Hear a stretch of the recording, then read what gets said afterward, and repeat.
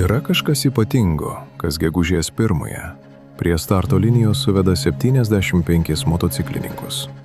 Tai ne apie varžybas, ne apie lenktynę su laiku.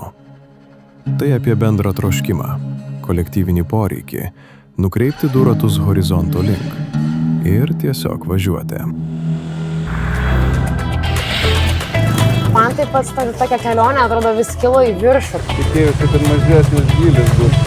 Pati savaitė jinai prabėgo per greitai. We got weather. We got the fantastic weather.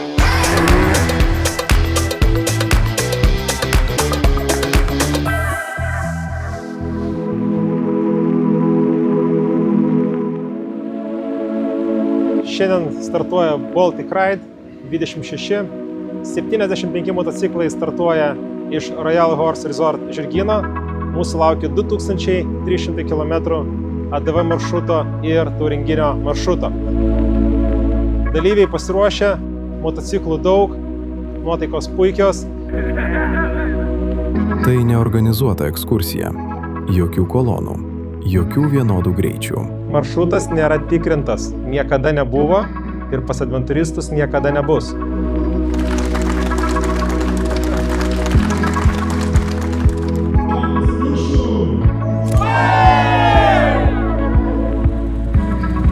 Dabar lieki tik tu, tavo motociklas ir kelias priešakyje. Amazing ride. 4 countries, a ton of kilometers, and just fantastic riding every day. Pirmoji diena mus iš karto panardina į tikrą nuotykio esmę. Bendras įspūdis yra nuostabus. Aš iš tikrųjų su adventuristais ir su Andrium keliauju jau ne pirmo, turbūt kokią 3 kelionę. Ir kiekvieną kartą Andrius sugeba nustebinti, nes viskas iš esmės yra labai sklandžiai, labai harmoningai ir kupina įspūdžių. Lenkija pasitinka nesibaigiančiais miško takais ir paslėptais žvyrkeliais, kur žemė po ratais atrodo gyva. Būtent čia įsivyrauja tikroji ADV dvasia. Lenkiją pamačiau tokia jau gražesnė, ne tik autostrada ir buvo įdomu. Vaizdingas maršrutas, kelionė šauni. Just even the countryside was just fantastic. The highlight was just all the forest riding and the fun sand riding.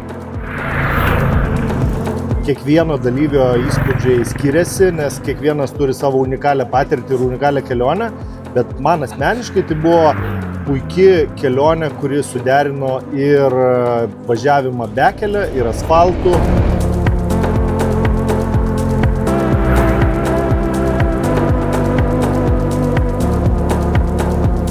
The best part was just coming back and knowing you got a nice place to sleep and relax.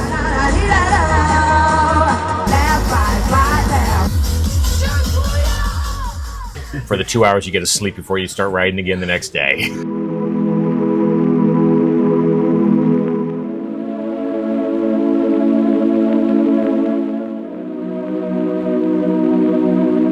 Ką kalbėjom, atrodė, kad ačiū visi gerai pravažiavom, sveiki, gyvi ir vakar 1, 2 ten griuvos, dar kažkas nutiko, tai nuotykių būta. Geriau negu niekada.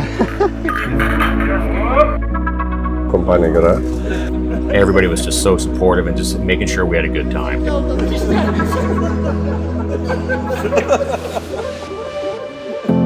Kai pasiekime Vokietiją, kūnai jau pavargę, tačiau dvasia nepalaužiama.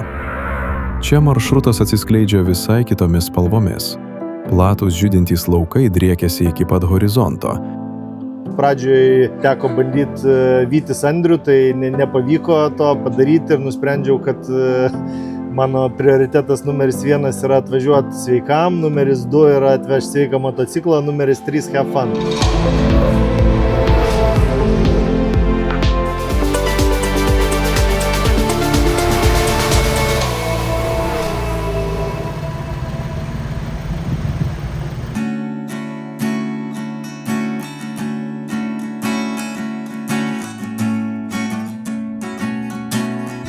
Dešimt inžinierių sėdėjo, konstravo, bandė, testavo, žinai. Garažinis vienas sėda, ne, žiūrėk, čia tas blogai.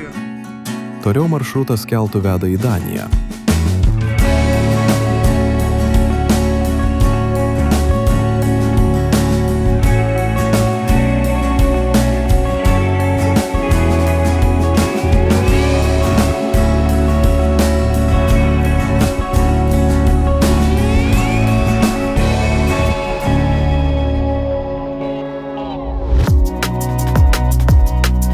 gamtos grožis, jisai tokią ramybę kažkur tai viduje palieka.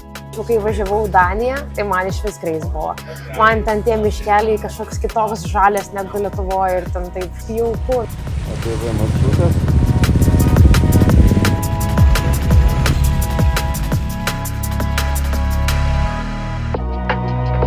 Galiausiai maršrutas veda Didžiojo tilto link. Kelias driekiasi per įspūdingą Danijos infrastruktūros simbolį, jungiantį salas ir krantus virš plačių jūros vandenų. Kuo arčiau Švedijos, tuo labiau jaučiamas artėjančio tikslo jaudulys. Persikėlus per tiltą atsiveria pirmieji Malmės vaizdai. Modernus, tačiau jaukus miestas, kuriame susilieja skandinaviškas dizainas, istorinis paveldas ir jūrinė atmosfera. Tai paskutinis šios kelionės etapas, atveriantis duris naujiems įspūdžiams Švedijoje. Tai tikra šiaurietiško minimalizmo ir laukinės gamtos meistriškumo pamoka. Čia pajunti tikrąjį kelionės mastą. Tai reikalauja susikaupimo. Važiuodamas savo tempu pats renkiesi akimirkas. Kada spausti iki ribos techniškai sudėtingoje trasoje, o kada užgesinti variklį vien tam, kad išgirstum absoliučią miško tylą. Paskutinė diena, tai Švedija buvo turbūt tokia vyšnė ant torto, nes buvo, sakyčiau, 70% tokių malonių žvyrinių kelių ir 30% asfalto, tai buvo labai gera važiuoti, žiūrėti ir dairytis į visą kraštovaizdį. Tikrai šitą kelionę labiausiai mus palepino oro. Išvažiuojant saulė, šiluma, gaunam Maljorkos saulės, vos nežinai, ten plus 30 beveik. Mes visų pirma raidinom kaip šeima, man tai kaip tėvui tai pats didžiausias širdies pamaloninimas, kad visa šeima ant ratų ir saugiai. Ir toks bonding momentas, kur mane pasiėmė, kad pasitikrinti, ar aš moku vairuoti, bet iš tikrųjų ne tai, kad pasitikrino, bet išmokino tiesiog dar papildomai. Ant kiekvieno posūkio vis paklausė, oi, kodėl aš čia paslydau. Kitą kartą nepaslystu ir aš sakau, žiūrėkit, aš nepaslydau. Tai kaip tėvas galiu pasakyti, kad žinai, kada džiaugiasi treneris, tada kai mokinys pralenkia mokytoją.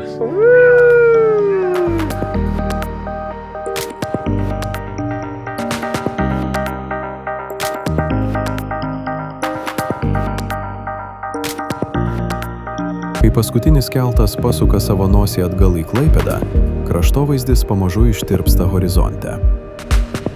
Tačiau kažkas pasikeitė. Kai baigėsi ta kelionė, tai ir norisi vėl, ir jau toliau visi kalba apie tai, kas bus kitais metais.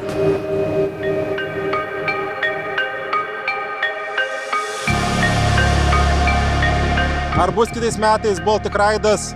Galbūt taip, galbūt ne. Jisai tikrai, jeigu bus, jis nebus toks pat.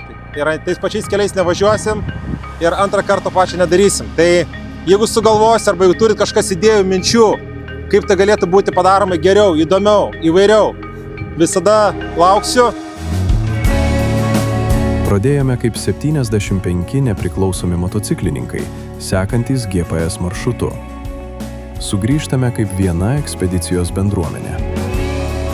Motociklai aplamdyti, padangos nudilusios, o aprangai prireiks rimto valymo. Tačiau prisiminimai, jie išliks amžinai.